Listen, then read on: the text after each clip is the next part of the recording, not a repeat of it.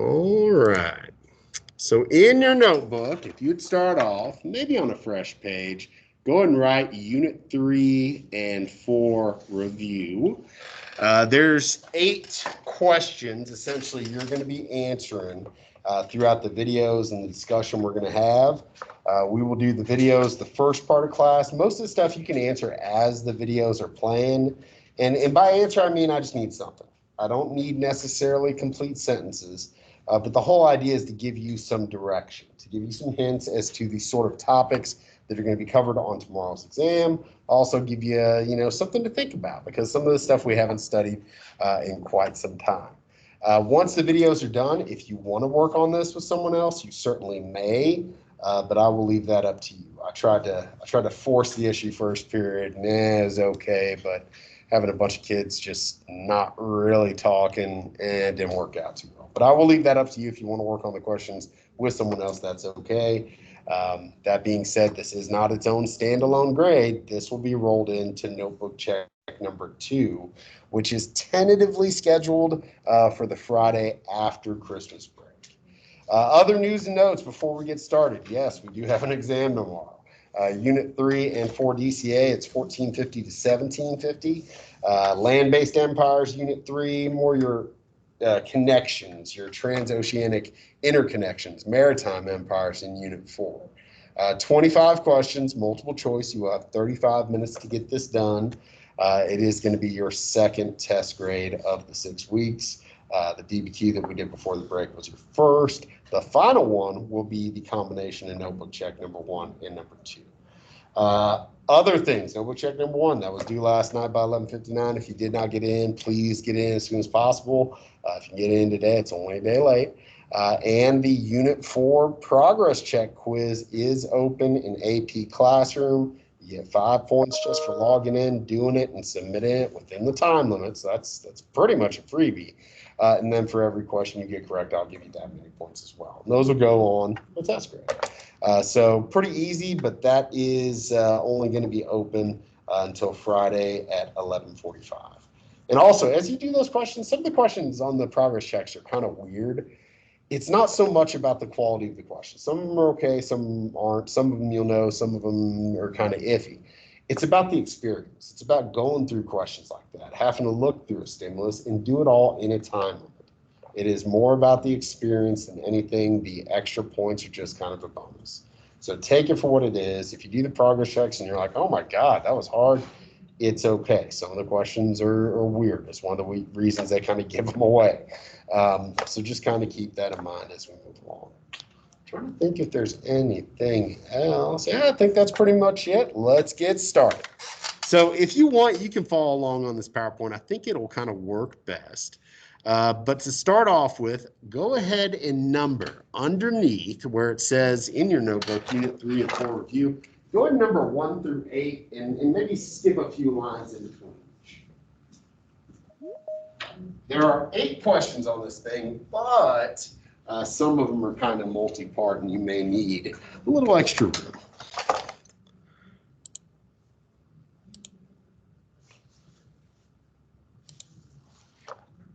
Okay, so we've got this divided up in 2 units, obviously. Unit 3, your land-based empires. Unit 4, your more maritime empires. We are going to watch our first video. It's another Heimler's history video over Unit 3 that gives a pretty good review of some of the main ideas of the unit. Doesn't get into everything. Obviously, there's still other things you need to study, but I'm hoping that it'll be a good enough overview to remind you of some of the things that you need to know. There are 3 questions associated with Unit 3 for your review. Number 1, you pretty much just got to do on your own based on your notes, but number 2 and 3, you should be able to get directly from the video. So here they are. As far as the questions themselves, you do not have to write down the questions, but I would kind of identify what in the world it's over. So like number 1, this one you're just going to have to look back at your notes, but hopefully you can kind of do off the top of your head. Identify one characteristic of each of the major land-based empires from 1450 to 1750. So anything you can remember about, okay? Any sort of detail that you think might be pertinent for the test, just jot it down. Doesn't have to be complete sentences. If you don't remember anything about one of these, then you may want to look back over your notes. But the empires in question that you need to have at least one thing about are listed here. This is Mr. Brown.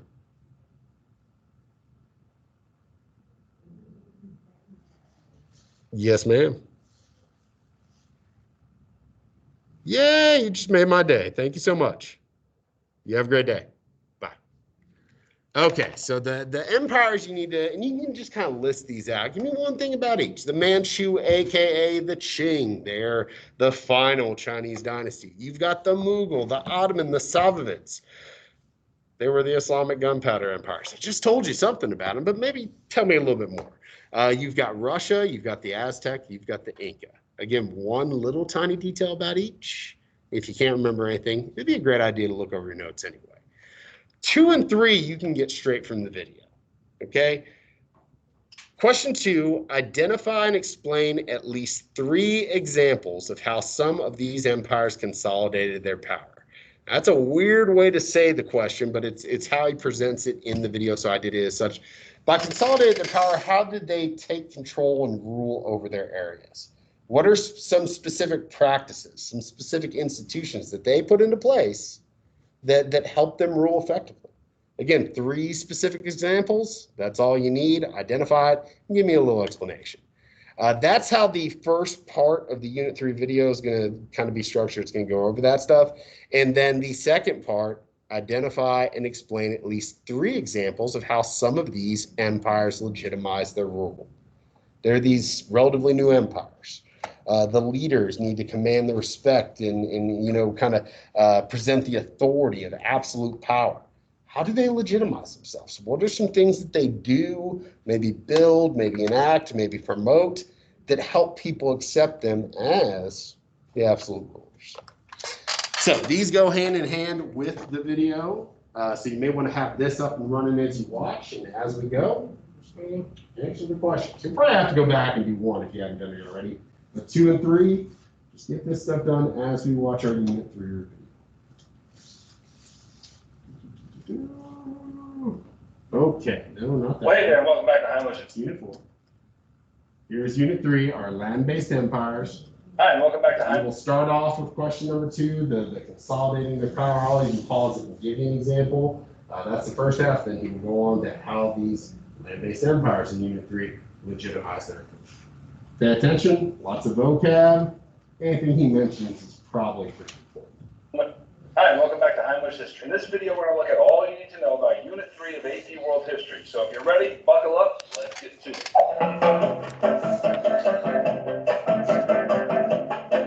Now, a major theme in Unit 3 is this. How is it that land-based empires gain and maintain control over such large empires from 1450 to 1750? And the short answer is this. They did it by consolidating power and legitimizing their power. And that just means that rulers were basically concerned to communicate the following message. I'm in charge, and let me show you how I'm in charge. So first, let me list the major empires that we'll be considering during this period. We're going to look at the Manchu and their establishment of the Qin dynasty in Central and Southeast Asia, the Mughal in South and Central Asia, the Ottoman in Southern Europe, the Middle East, and North Africa, and the Safavid in the Middle East. Now, these aren't the only empires I'll mention, but they're among the most important when we're considering these themes. So let's start with how these empires consolidated power. The first way they did so was by centralizing a bureaucracy. The bureaucracy is just a group of people employed by the government who carry out the will of the emperor. Let me start by giving you some examples. In China, the Manchu people established the Qin dynasty in 1644. And one of the ways they consolidated power is by reintroducing the civil service examination.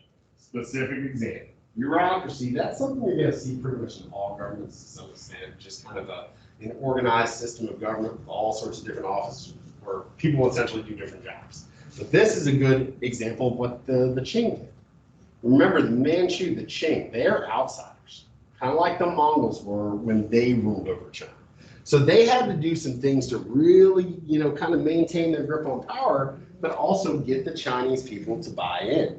So one of the things they did, they reintroduced, really emphasized something that had been a continuity in a lot of Chinese history, civil service desk, based largely on Confucianism and ideals such as that. So that's one specific example of how, you know, the Qing dynasty kind of consolidated their grip on power. What are some other ones? We need 2 more.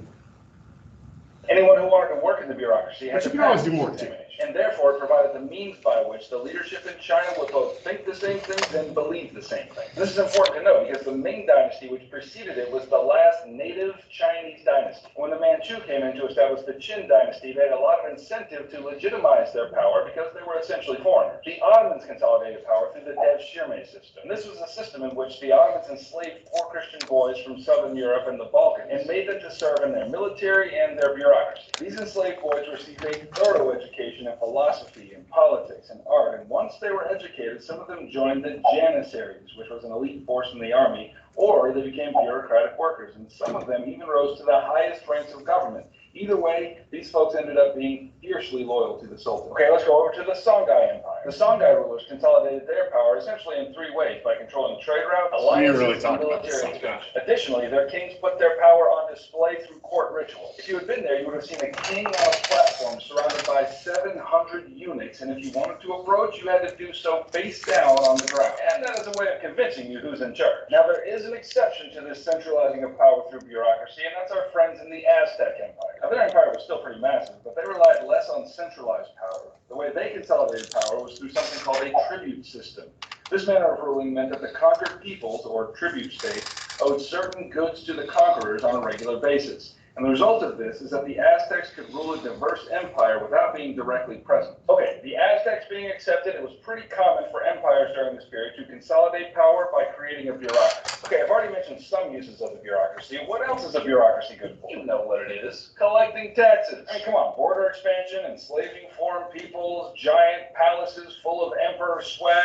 That ain't gonna pay for itself. So land-based empires relied on collecting taxes from their respective subjects. And this review would not be complete unless we talk about how they did it. In the Mughal Empire, the emperor appointed a group of bureaucrats called zamindar. And they went out to various places in the empire to collect taxes based on land holdings or production. The Ottomans had a system called tax farming. Rather than having government bureaucrats go out and collect taxes, they had a group of folks called tax farmers that went out and did it for them. Now, tax farmers were told the amount that they needed to collect, but that didn't keep them from collecting a little more to pad their own pocket. If we go across the world and look at the Aztecs, they didn't exactly collect taxes, but they did something similar. For each of their tribute states, they made up different tribute lists, which outlined the kinds of goods they wanted from those places. Depending on where those states were located, those items could include food or goods or sometimes people. Oh, they needed people because they needed slaves, right? No, they needed people because they had religious rituals that required human sacrifice. All right, everyone, quiet down, quiet down. We just got our tribute list from the Aztecs here, and it looks like they're going to need some maize, some grain, and cattle. What do they need meat for? Okay, one other thing that taxes are good for is supporting giant military complexes, and that's another thing that land-based emperors did to consolidate power during this time. Eurasian empires relied on gunpowder-based weapons to blow people up and secure a healthy amount of intimidation. Over in the Americas, they didn't have gunpowder, but those empires were fierce nonetheless and caused a healthy amount of intimidation without it. See previous statement on human sacrifice. Now, one of the common features in the militaries of these land-based empires was that they each had an elite group of soldiers. The Ottomans had the Janissaries, who were enslaved Christians, but who through lots of education and training became fiercely loyal to the Sultan. And the Safavids had the Ghulams, who were fiercely loyal to the Shah. And that was true even though they were taken from minority enslaved populations like the Armenians and the Circassians. And the Aztecs also had an elite squad of soldiers made up of enslaved people. And this was part of what they called the blood tax to their tribute states. Okay, we've talked about two ways that land-based rulers consolidated their power during this period. And now let's talk about how they legitimized their power. I mentioned before that these empires were huge and covered lots of territory and included lots of diverse population. And in general, sheer military might is not enough to help the people see the power and submit to. And that's where religion, art, and monumental architecture come in. And let's start with religion. How did these emperors use religion to show that they were the ones in charge? Well, Islamic emperors took on the title caliph, which indicated that they were legitimate successors to Muhammad. In Europe, kings and rulers embraced the doctrine of the divine right of kings. That just means that the king is God's man on earth and is therefore necessarily carrying out God's will in his actions. In the Songhai Empire in Africa, the rulers and nobles all converted to Islam. Now, all things being equal, religion in an empire can be a real unifying force and can really put the legitimacy of the power of the emperor on display. But sometimes religion can crack the whole thing apart. Over in Europe, the Protestant Reformation challenged the corrupt practices of the Catholic Church and led to a lasting split between Catholics and Protestants. So now European rulers had to decide whether their kingdom was going to be Catholic or Protestant, and as you can imagine, that led to some bitter disputes. Even so, the split actually contributed to the growth of Christianity because, as it turns out, when Christians live in different houses, they can actually think about something other than fight. Another example of religious conflict is the Ottoman-Safavid conflict. There's a word that some of you guys may be familiar with, some of you guys may not. I was looking over the test the other day. This shows up on there, and if you understand this one word, you probably figure it out. And in fact, leading you in the right direction. The word is heresy, the belief or a belief contrary to popular religious doctrine. One of the examples he gave, and he's given another one right here, was the Protestant Reformation. If you guys recall, this was during that weird week that we were out. Protestant Reformation, basically, the Catholic Church was the Christian church in Western Europe, but over years and years, they got really wealthy, and a lot of people would say very corrupt. So the church split apart. Okay, Protestant meaning people were protesting the corruption. Reformation meaning they were changing things, they were reforming things. So you got all these different denominations of Christianity that formed, but a lot of them did not like each other. And a lot of these places, like Spain or France, you had to be a Catholic. You had to belong, if you were going to live in their country, to the specific version of Christianity that they were involved in.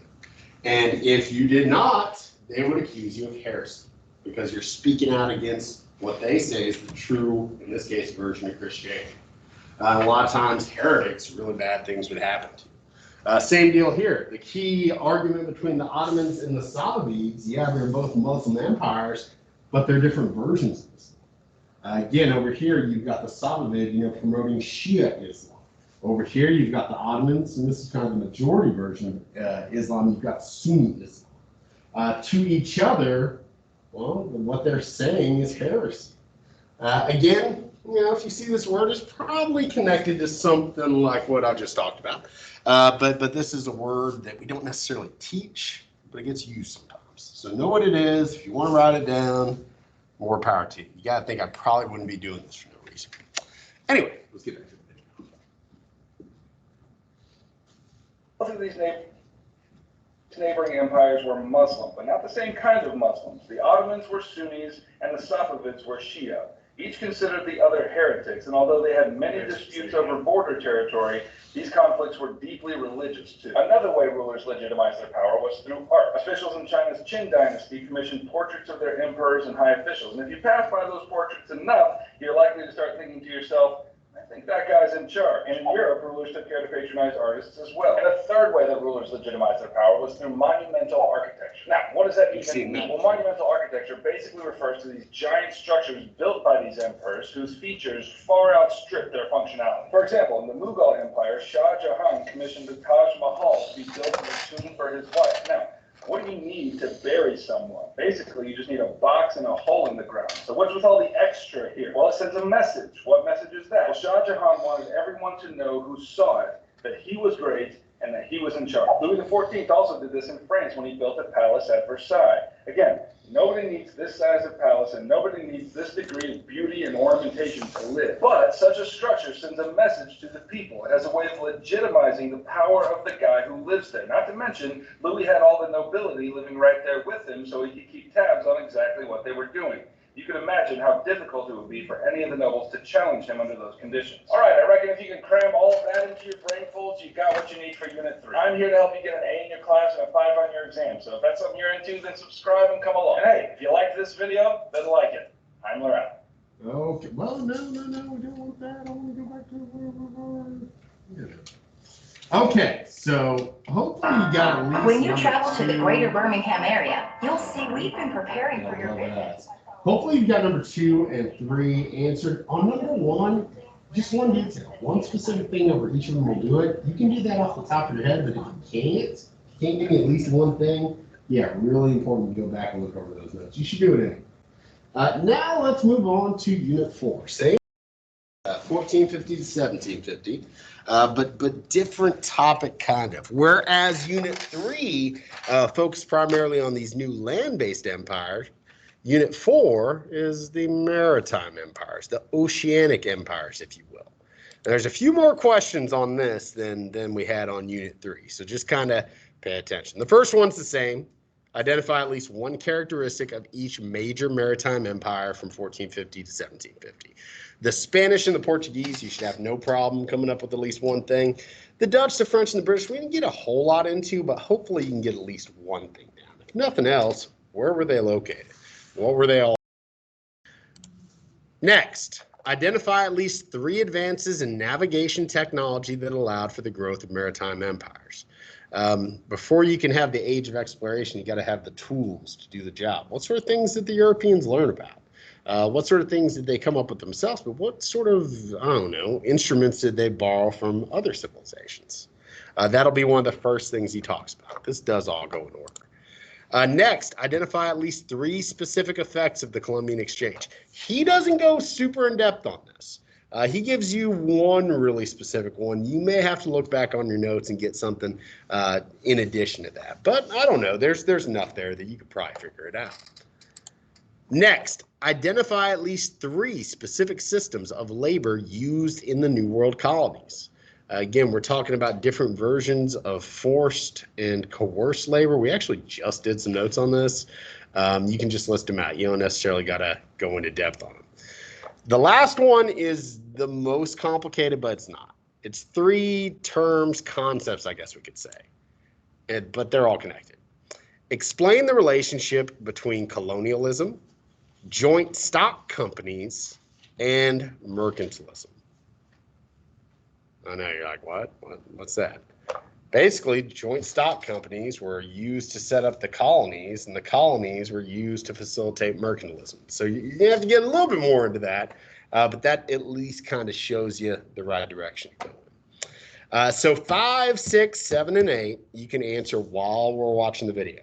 So just have it up and running and just jot down. Again, it doesn't even have to be complete sentences. I just want to see that you're thinking about this stuff because these are some of the core ideas you need to walk away with. Number 4, based on your recollection, you can do off the top of your head or you may need to look up. So without further ado, let's go ahead and watch this last video, and then whatever time is left, you can use to work on anything on this review you didn't finish. If you want to work with someone else, that would be fine. If you want to just study in general, I'm going to show you some resources to help you out. So, final video of the day, Unit 4, are transoceanic interconnections. This is when you truly start having a world history. Turn this up. And welcome back to Heimlich History. Now, if you've been following through all the videos for AP World History Unit 4, then we have finally got to the end of it, and we need to review the whole dang unit. So if you're ready, I'm ready.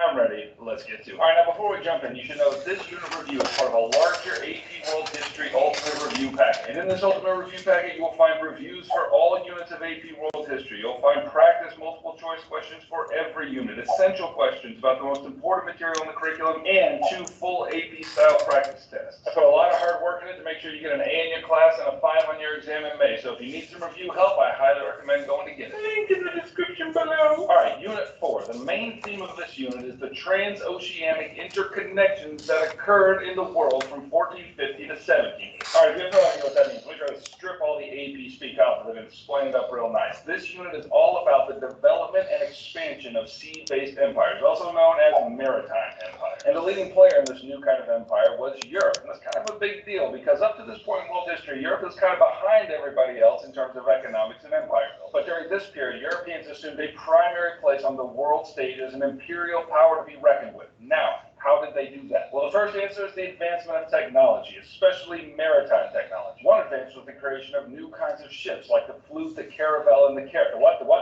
The flute, the caravel, and the carrack. Now, what's important to know about these ships is that they were smaller, faster, and much cheaper to build, and much nimbler on the seas. Additionally, these were strictly merchant ships. Now, the general practice up to this time was to build merchant ships that could be converted into warships if needed. But starting with the Portuguese, the great innovation was to make these trading ships only, and that's why they were cheaper. And one of the reasons they were faster and more nimble was the introduction of the lateen sail. This was a triangular sail that allowed sailors to harness wind on both sides of the boat instead of just waiting for it to blow from behind. Now, this was not a European invention. The Arabs and the Chinese had been using them for a long time before this, The Europeans are just now catching up. There were also navigational technologies that made it possible to sail greater distances. Improved astronomical charts enabled sailors to reckon their positions on the sea. The astrolabe and the magnetic compass made it possible to pinpoint a ship's exact location as it sailed. Now again, Europeans didn't invent these technologies, they just harnessed their power for their own purposes during this time. And all this made it possible for Europeans to venture out into the Atlantic Ocean to search for a sea route to Asia. And the reason why they wanted to do that is because Muslims controlled most of the land-based trade routes, and that made it impossible for Europeans to establish trade on their own terms. Now, as the Europeans took to the sea and sailed west, it turns out that they ran smack into a continent that they didn't know existed, namely the Americas. And it was Christopher Columbus who was the first to make this discovery of the new land unknown to the European. And I know that's arguable because, the Vikings, and some people say the Chinese discovered America, but, for our purposes, it's Christopher Columbus. He landed in the Caribbean islands and sparked a massive global change, which is known as the Columbian Exchange. Essentially, the Columbian Exchange was a biological exchange of animals, people, food, and diseases between the eastern and western hemispheres. Now, it's going to be important for you to know at least some specific examples of some of those exchanges that took place across the Atlantic, and maybe disease is the most important. The Europeans brought smallpox with them, and when that disease began to spread among the natives of the Americas, the consequences were devastating. Somewhere in the neighborhood of 50 to 90% of the native population was killed by the disease. But in happier news, the natives of America sent syphilis back with the Europeans to spread among themselves. Now, there's some debate scientifically on whether the syphilis actually came from the Native Americans, but that's at least the story that the Europeans told themselves. In terms of food and animals, Europe introduced sugar and horses to the Americas. And the Americas sent potatoes and maize and guinea pigs back to Europe. And that's not even close to everything that exchanged during this period, but those are a few specifics that you can hold on to. Now, let's finish this section by talking about the exchange of people. And one of the most significant exchanges of people during this period was in the Atlantic slave trade. Once the colonizing Europeans realized that the climate in the Americas made for great agriculture, and once they failed miserably to make other systems of labor work, they turned to the importation of enslaved people from Africa. And this was a system known as chattel slavery. And chattel just means property. So this was a kind of slavery in which people became the property of those that bought them. And this system of labor turned out to be the best solution for the European aims in the Americas. The Europeans had tried to enslave the natives to do their work, but the natives had the unthinkable gall to start dying in massive numbers from the European diseases. So dare you. And since we're talking about coerced labor systems in the Americas, I should tell you about a few that the Europeans tried in order to get the natives to work for them. First, let's talk about the encomienda system. Under this system, Spanish conquistadors were tasked with protecting a group of natives, and in exchange for that protection, they could force them to work on their land. The second system is called hacienda. And under this system, many of the Spanish landowners turned their encomiendas, or their little land grants, into huge plantations, and guess neither of these systems worked out for long, so then they borrowed from the Incans the Midas system. Now, under the Incan rulers, the Midas system was used to coerce labor for public projects. This only occurred for a certain amount of days throughout the year. So the Spanish looked around and said, that's a pretty good idea. We're going to do that. So they coerced men to labor for them for a certain amount of time. But the big difference was the Incan Midas system was done for the sake of public works, but the Spanish version of it was done for the sake of private gain. Now, upon the North American continent, the British used a system of labor called indentured servitude. But those servants were only bound to work for 7 years, and after that they were free to go, and they had the annoying habit of actually going free after their indenture was up. How dare you? So the importation of people from Africa solved all these problems for the colonists. These Africans were property for life, and because they had mingled with the larger Afro-Eurasian continent system for millennia, they weren't as susceptible to European diseases. And later there will come a reckoning for such violations of human nature, but not yet. All right, let's talk economics for a hot minute. One of the major effects of the linking of the eastern and the western hemispheres during this time was a new global economy. So let's talk about the economic system itself first, and then we'll talk about the kind of imperial expansion that grew out of that economic system. So the economic system you need to know for this unit is mercantilism. This was the dominant economic system in Europe during this period, and I'll explain more about it in other videos, but really what you need to know for our purposes in this unit review is this: that in a mercantilist mindset, there was only a fixed amount of wealth in the world. Like if you could somehow gather up all the gold and silver in the world and put it in a big pile, well, that's the amount of wealth that's in the world, sitting right in front of you in that pile. And by the way, that's how they measured wealth in mercantilist economies: gold and silver. And I always think about it like a pie. If you really believe that only one pie exists in the world and you want a bigger slice of that pie, that means necessarily that somebody else has to have a smaller slice of that pie. But the problem is this, in pie world, nobody wants a small piece of the pie. Everybody wants all the pie. So as you can imagine, this system led to some intense rivalries among the European powers. What's that you say? Competition between mercantilist states? What a perfect time to talk about European establishment of colonies around the world. Mercantilism and colonial establishments are connected for the following reason. If a country wanted gold and silver coming in, which is to say wanted a bigger slice of the world pie, that means they had to have exports going out. And if they're going to export goods to other places, that means they have to have metric buttloads of raw materials in order to make those things to export. Where are they going to get all those raw materials? Well, colonies. The Portuguese were the first to establish an empire for the sake of trade, but they did it a little differently than those who came after them. Instead of claiming huge portions of land, they merely set up what's called a trading post empire all along the African coast. And as a result of this, the Portuguese soon became a major player in the Indian Ocean trade network. But eventually, the Portuguese did establish more than trading posts, and the most significant example of this is their colony in Brazil. Now, not to be outdone by the Portuguese, the French and the British and the Dutch and the Spanish all rushed out to establish empires in the Americas. And the details of these overseas empires aren't as important, but what is important to know is that these colonies existed to serve the mother country. And that is the mercantilist mindset. Now, I should mention here who is paying for all of this exploration and colonization. Well, in general, it was the states who were paying for it. But the British and the Dutch innovated on this count and created a new way to fund these ventures, namely joint stock companies. This was a way to fund exploration among private investors who shared the financial burden of that exploration and colonization among themselves. And the reason why they would take such a risk is because if the mission succeeded, then they would share in the fabulous wealth of the colony. And the last thing I'll mention is the social changes that occurred when the Eastern and the Western hemispheres were united. And there were upsets all over the world to social hierarchies, but maybe the most significant change in social hierarchy was in the Americas. With the introduction of Europeans into the Americas, a completely new social hierarchy was established. It's called the casta system, and it was a new way of organizing the layers of society based on ancestry and race. At the top of the system were the peninsulares, which were those who were born in Europe. Below them were the criollos, or the Creoles, which were Europeans, but like B-grade Europeans because they were born in the Americas. Below both of them were the castas, which was a cascading mashup of natives and Africans. With the castas, a further hierarchy was established. First was the mestizos, who were of mixed European and indigenous ancestry. Second were the mulattoes, which were the mixed European and African ancestry. Third were the zambos, which were the mixed indigenous and African ancestry folks. And at the bottom of all were the indigenous people and the African people themselves. Okay, so that's what you need to know for Unit 4 of AP World History. Now, I've gone very quickly over a lot of information. In some cases, I've been very general. So if you need to dive into the details, here's a playlist for all my topic videos for Unit 4. Now, my people. And I'll show you where that's located on the next slide. So again, hopefully you got 5, 6, 7, and 8 more or less answered. Doesn't have to be elaborate. Make sure you give me the 3 examples for 5, 6, 7. The interplay between colonialism, joint stock companies are the ones that actually set up the colonies. People invest in them. British East India Company is a good example. And of course, mercantilism. If you need more, okay, let me show you some resources that I've embedded into this PowerPoint. First, your notebook. Guys, the reason we take all these notes, I mean, it's college level history class. And guys, when you go to college, if you got to take a history class, you're taking an insane amount of notes. That's just kind of part of the deal. The thing is, the things that we go over, all the notes that we take, the vocab, the stuff I highlight, the crazy stuff I put on the board, guys, that's what you usually ask questions over on tests and essays and SAQs and all that. So if you keep a good notebook, your notebook's your best resource. It's the best place to start. Definitely look over that. We just had our first notebook check of the 6 weeks last night. All those notes would be subject for this test. Actually, you'd go back a little bit further than notebook check number 1. Really, this test, what you're going to be testing on, picks up with when we talked about the Islamic and gunpowder empires a while back. So that's a good starting point for your notes. I've got links, and it's also just, in Canvas, you can find it on your own, to AMSCO Unit 3, the land-based empires, AMSCO Unit 4, the transoceanic interconnections.